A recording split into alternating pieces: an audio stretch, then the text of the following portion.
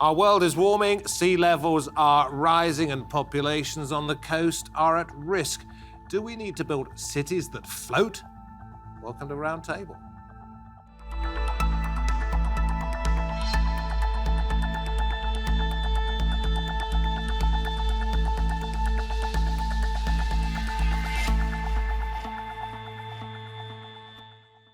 Hello and a very warm welcome to the programme from me, David Foster. A bustling city floating on the ocean's surface, home to thousands and thousands. Well, it might sound like something out of a futuristic movie, but it is, in fact, a concept with UN approval, and millions may need it to work.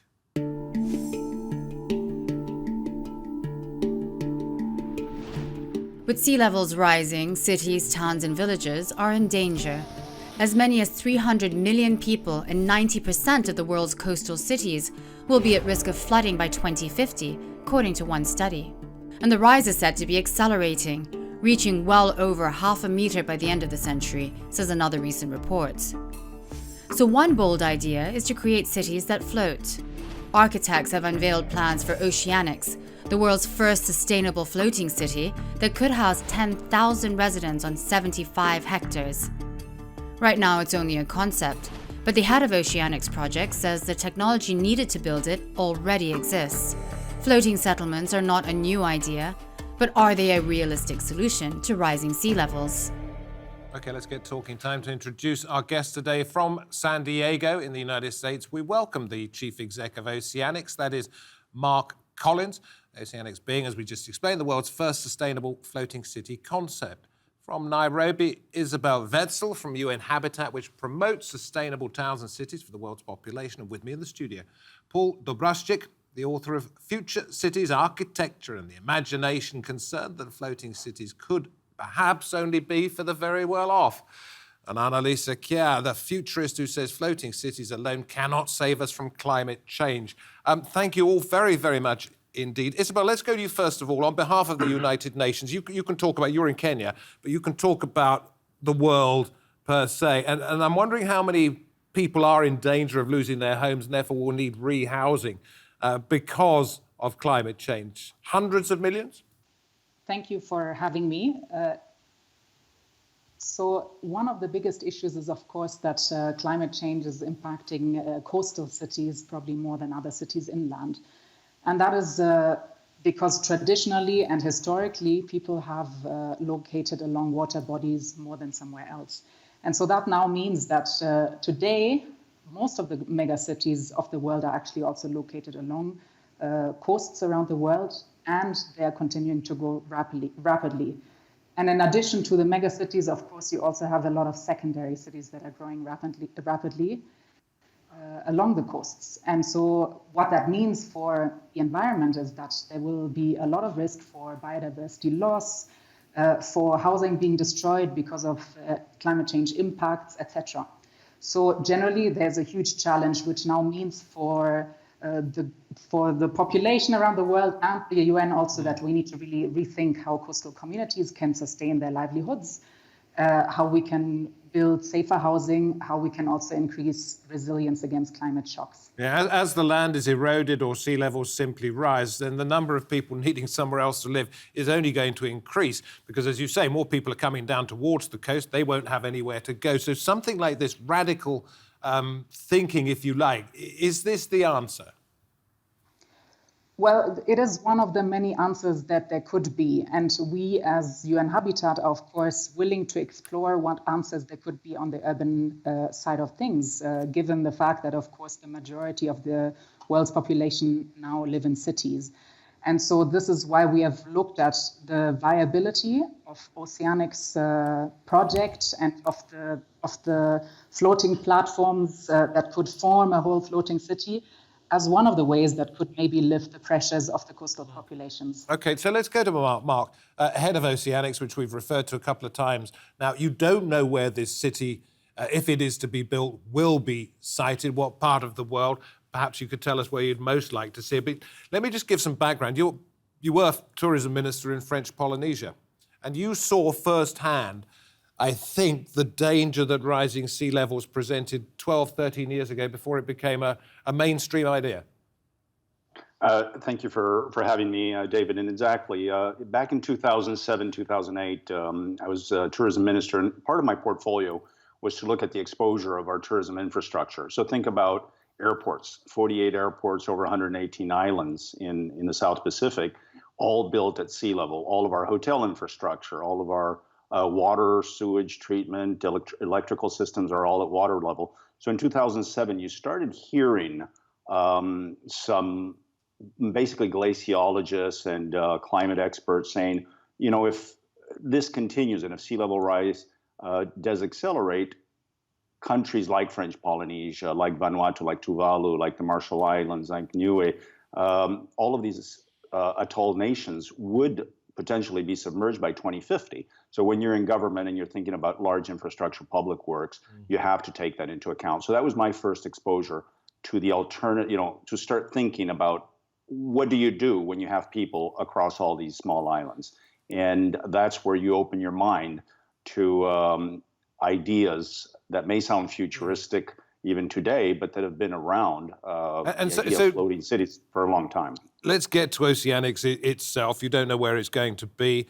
They are communities that simply float on the ocean's surface. What are the major difficulties with doing this in terms of the volume, perhaps, because we're talking hundreds of millions of people, in terms of the cost, et cetera, et cetera? What are the biggest challenges?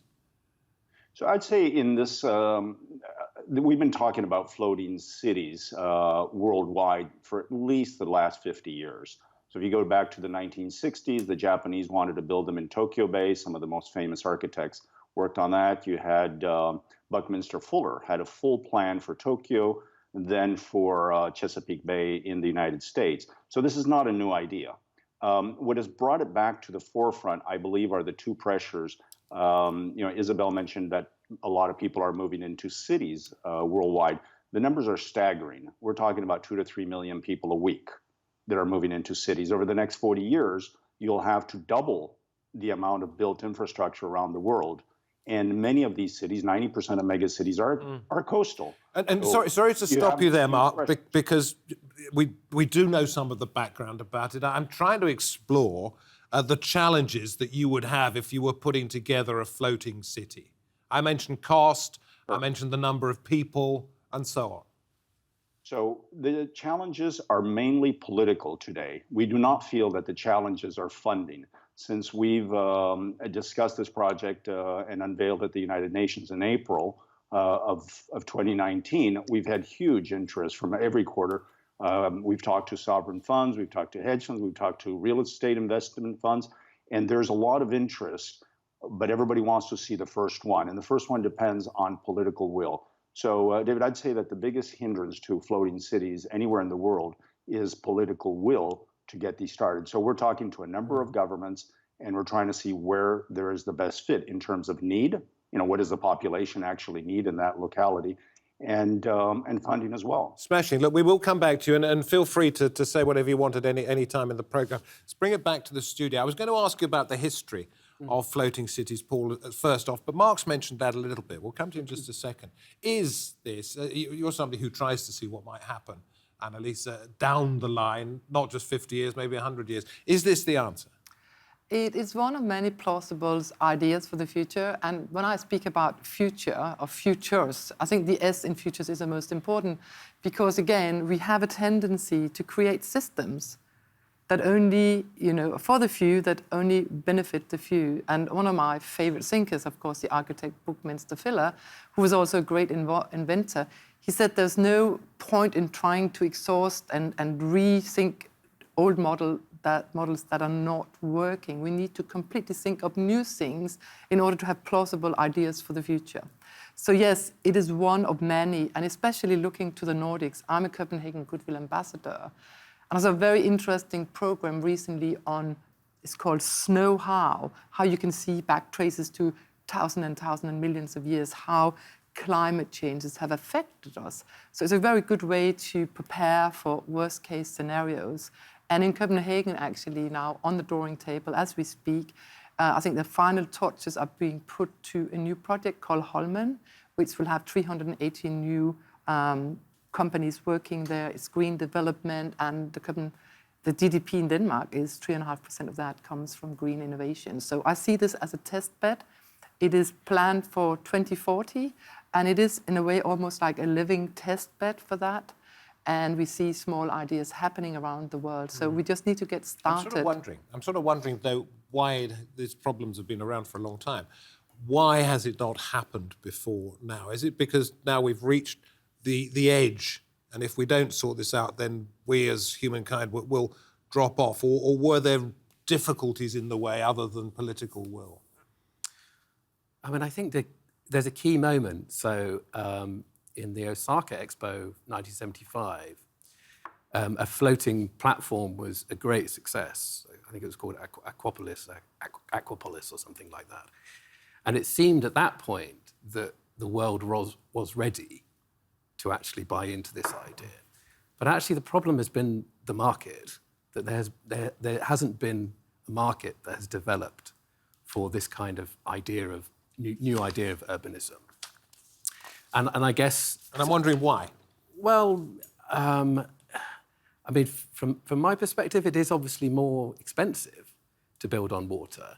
And certainly the long-term maintenance costs are going to be much higher than a terrestrial city.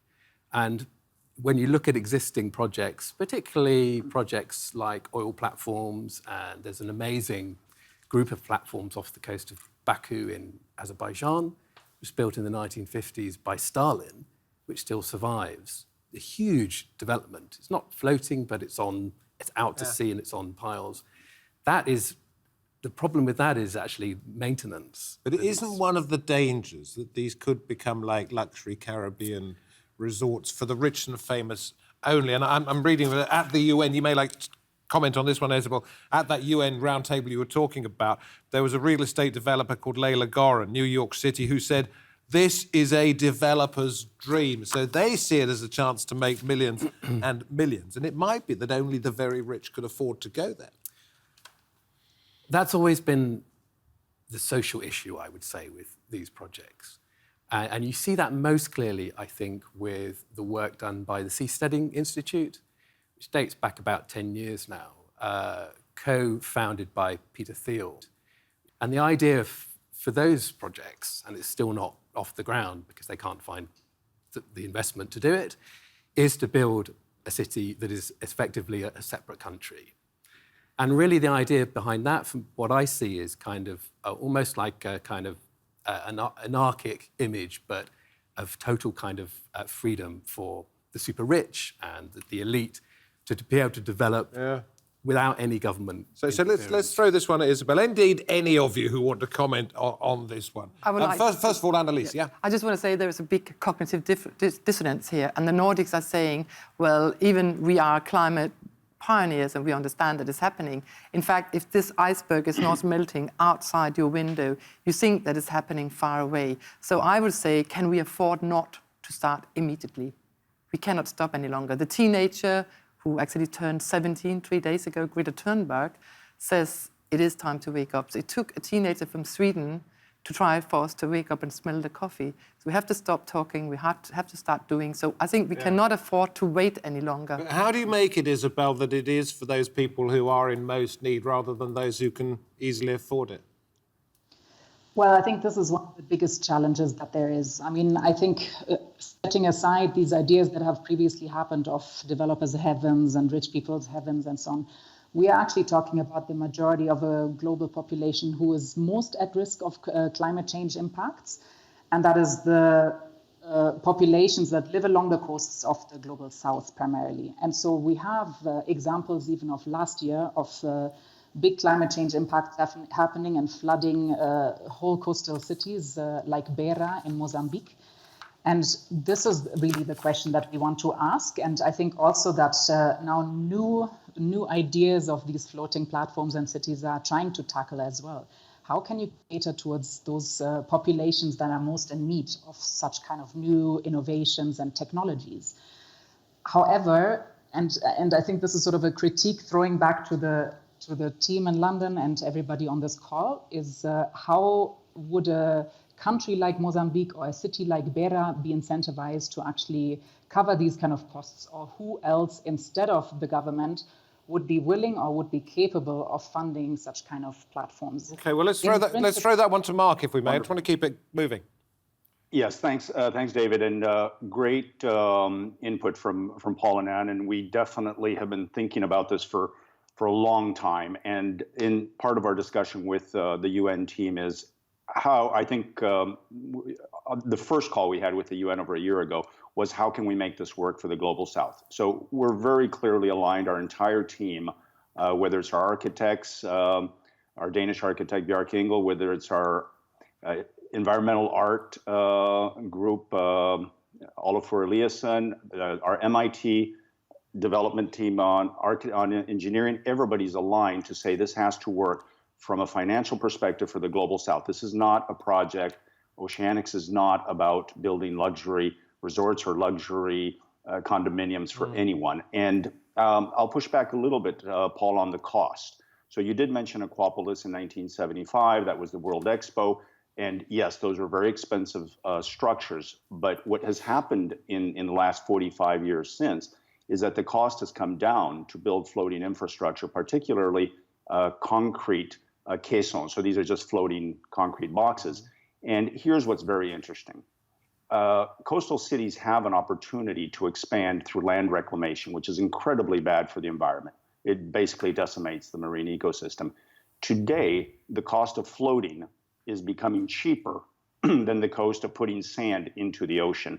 And that is what is waking up a lot of developers, a lot of cities that are saying, well, look, if the cost to build an artificial city, artificial island off the coast of Hong Kong is $80 billion US, and if floating is cheaper and better for the environment and faster to deploy, then shouldn't we be looking? Okay, you mentioned MIT, the Massachusetts Institute of Technology, one of the leading schools of its kind in the world, if not the leading one. I want to quote somebody from there. You probably know him, Nicholas Macris, MIT Center for Ocean Engineering, who said, he asked at a conference how many people there had been at sea when hurricane-strength winds were blowing, and he was the only one that put his hand up. And he said, Oceanics is all very well, but you're going to have them in sheltered waters only. Isn't that an issue? It's not an issue. It's an opportunity. And obviously, the first group we actually met with was with Nicholas Macris and his entire faculty at the Center for Ocean Engineering. And the question was, if you were to build inexpensive, affordable floating infrastructure, where would you do it? So you want to be protected, and that's clearly where the direction we're heading in. We're not going towards a model like oil rigs that are, in the North Sea and 35-meter swells. We are going to protected areas, and there's a lot of work being done around trying to determine what these areas are. Okay, and waves are getting stronger, I hear. Yes, waves are getting stronger, and we're looking at ways to mitigate that. Absolutely. Okay. Paul, I wanted to ask you, you mentioned the cost. There was a guy called Josh Sawislak who worked for President Obama on climate change, and he was asked about the cost. He said, well, we're going to spend millions of dollars anyway. So it has to be spent in some manner or other, and this is as good as any.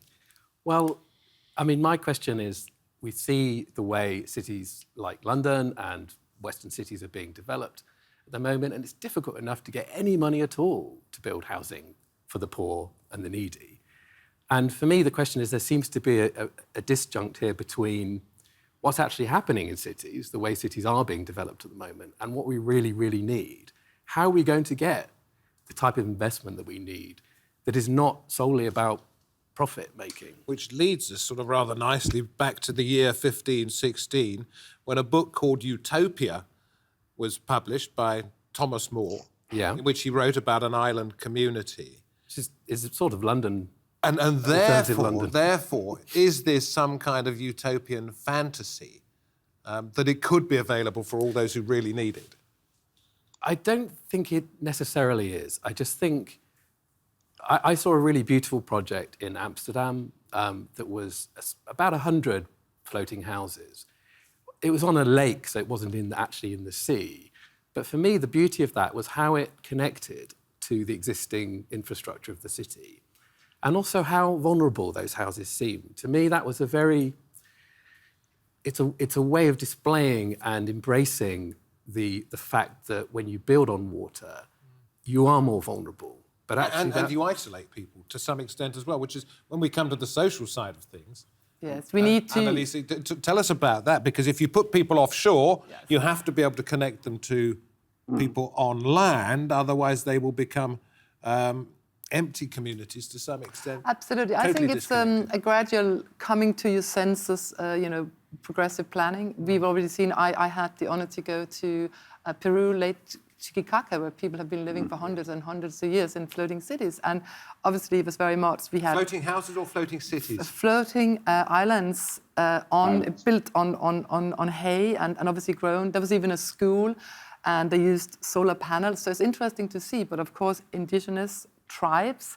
But it was interesting to see really how it was built around a culture. And this is something that we can see has worked, obviously, is on a lake. However, looking into the future, I believe, like Bjarne Engel's group, who's worked with Oceanic and Marcel's people, that we need a master plan for the planet.